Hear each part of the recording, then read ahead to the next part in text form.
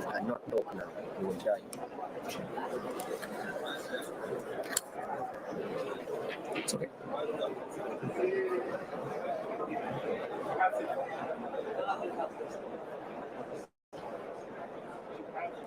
Good afternoon, all. Assalamu alaikum.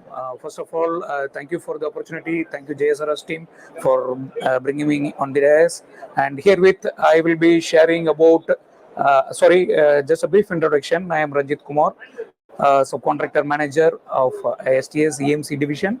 I am handling subcontracting management procedures and all related to the subcontractors. Okay, herewith I would like to share about STS subcontractor management procedures and how we are aligned with JSRS system to take up the subcontractor management to the next level. Fine, here we go. To go on, I will be showing you a slide presentation about STS involvement in the subcontracting management. Okay, so we'll go on by one slides. Okay,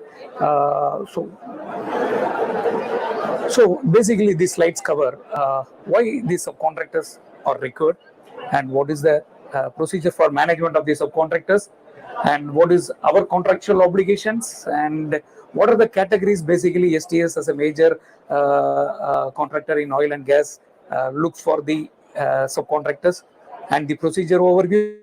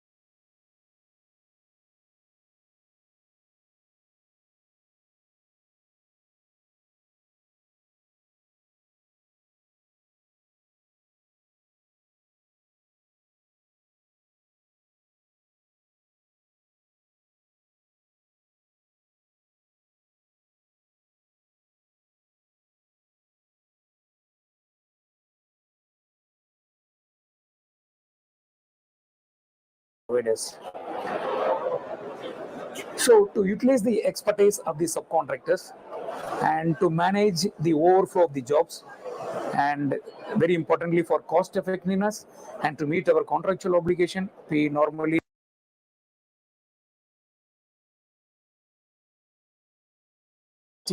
all subcontractors as partners and a family member.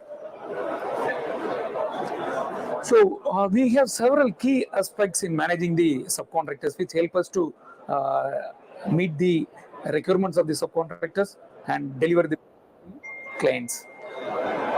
The key points of subcontract management which we adopt in our organizations: subcontract procedures and compliance to contractual obligations, and enhance the performance of the subcontractors, and monitoring quality and HSE of the subcontractors, and timely assistance for issues resolution and timely their claim certification and agreement compliances and performance evaluation feedback. These are the key ingredients for managing a subcontractors, and these procedures is very keenly followed by STS in order to ensure a smooth run of the subcontractors. So as I said, we have a different categories of subcontractors. STS being a major contractor in oil and gas, we look after subcontractors under different categories. One is based on the unit rates on a call-off basis, and there are some specialist subcontractors which is required to run our operation, like NDT, talking, and many things are there, and hiring of resources required for the operations, and some service related systems. Okay, now coming to the next one is the mobilization process which we normally follow. We will be floating the bid through the JSRS system, and once the system of EOA, PQ, TQ, and the commercial is finalized through JSRS system, we will proceed about the mobilization process. We follow through the JSRS process of EOA, PQ, technical evaluation, and the commercial award. Once a commercial award is done, we'll be carrying out the HSE audit and quality audit of the shortlisted contractors, and we'll be sharing about our mobilization plan with all the subcontractors. So if you see, once we follow all this process, I will once again reiterate what is our key objective. That is to promote sustainable and healthy relationship, build up the capabilities of the subcontractors, achieve HSE and operational excellence, and maintain ICV commitment. If you see, in the past 5 years, we have subcontracted more than 60% of our volume. Out of that, 41% is volume being shared to LCCs and SMEs, and we play a major role in development of the local LCC and SMEs. 40% is not a small amount, and it is a very big value. And the major scope which as a oil and gas contractors we award to the subcontractors or civil construction, which will be having all the below categories like earthwork, fencing, and road resheeting, building works, trenching, demobilization works, supply and ready-mix concrete, body protection, and many operational jobs. Then the second category which we normally subcontract a major amount comes under mechanical and maintenance. So mechanical, you all are aware, is one of the key ingredients of the project delivery. That is structural works, piping fabrication, coating and painting, insulation, NDT services, cleaning works, torquing and tensioning, scrap and haul, provision for plant and equipment maintenance. These all categories we keenly look for subcontracting, and we have awarded a major volume under these categories. The other categories are electrical and instrumentation, OHL works, cable laying, E&A maintenance, oil filtration services. Then other support categories comes as catering, scaffolding, design and engineering, and HTB lining.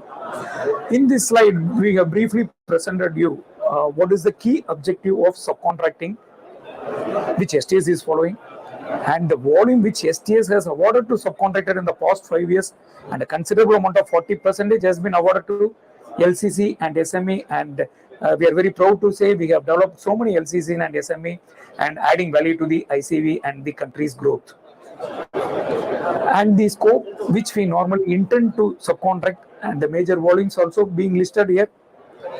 So these are the important aspect of subcontracting. Then the process, what we follow, as I explained earlier, we have a strong due diligence in selecting a subcontractor, and we have a pre-mobilization process. Then once on board, what we used to do and what is their performance review criteria. So under due diligence, we used to assess the capability, their past experience, legal compliance, HSE capability, resource strength, financial stability.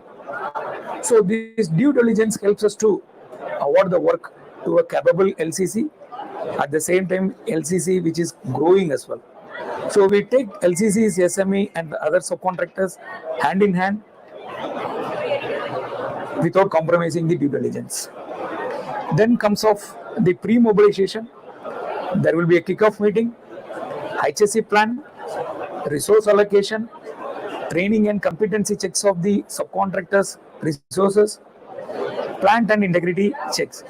This pre-mobilization is to ensure that the selected subcontractors are in line with the HSE requirements and the operational requirement. Then once the subcontractor is on board, we will be ensuring the site familiarization and P&D integrity support, tools inspection, staff welfare aspects. We always believe subcontractor staff is our staff, and will ensure that all the staff welfare aspects are complied upon. Once the subcontractor is on board and driving the job, we will periodically review their performance and will ensure their management engagement and our management engagement and management visit, and frequently their performance will be evaluated and that will be taken to the next level. So all these assurance frameworks help us to award almost 40% of work to LCCs and SMEs and local contractors, and helped in the ICV achievement as well. Having done all these process and procedures, but still we have a lot of challenges as well, and at the same time we initiate a lot of support and recognition to the subcontractors. That is, we allocate a separate focal point for monitoring the subcontractor performance and periodic engagement and recognitions and award. These things will ensure to motivate the subcontractors. And coming to the challenges, the basic challenge which we face in subcontractors are, one is sometimes we feel the skill set is not in requirement with the project delivery. We step in and we try to support them, and we'll try to fill the gap as well. And subcontracting, subcontractors subcontracts to some other subcontractors, so that has really a big challenges. And cherry picking, some subcontractor will select only a choosy jobs, and their HSE culture and welfare issue. So these are the challenges which are faced during the subcontractor management. And as I said, we frequently involve and engage the subcontractors in many of the forums. And here we are showing the recent HSE engagement which we have done with the subcontractors. All the subcontractors, more than 40 subcontractors are present in the forum. And at site level also the workshop happens. And this is a scorecard which we normally maintain to review the performance of the subcontractors. So this is the overall process we follow in the selection of the subcontractors, and this process helps us to ensure that the right subcontractors are on board and they are being developed and the ICV objectives are met. I have done with my presentation. If you have any questions, please ask me. I will be very happy to answer in any of the procedures or what is the selection criteria. If you are having any queries, I'm here to answer that one. Thank you all.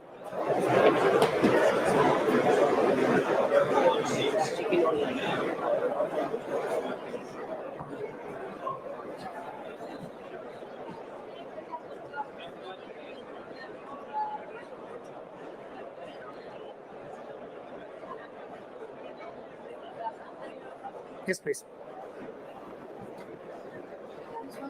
From the festival, how I have registered us as a vendor with STS.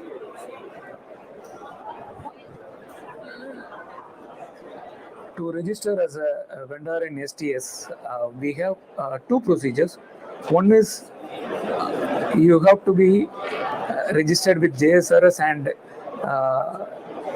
submit your proposal through JSRS system for the tenders which we are floating, and you should be a successful bidder. That is option one. Option two, if you have really have a lot of variety of services which you can support STS, you can visit STS Acebo office and meet me, or you can meet STS corporate office in Alquare and meet the focal point over there, and we'll guide you for the registration process. Hope I'm clear.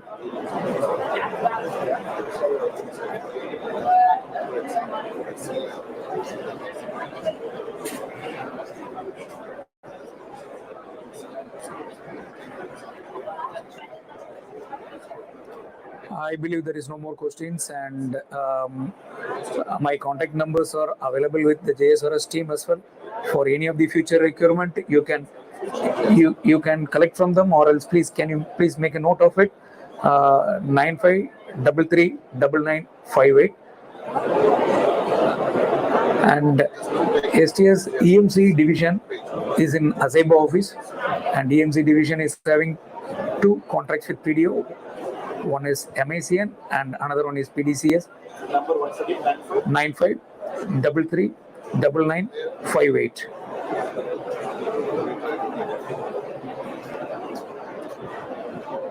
Yes, I'm available in the same WhatsApp, in the same number in WhatsApp as well. And you can text me in WhatsApp as well, or you can call me and meet me in office as well. Thank you. Thank you all. Thank you.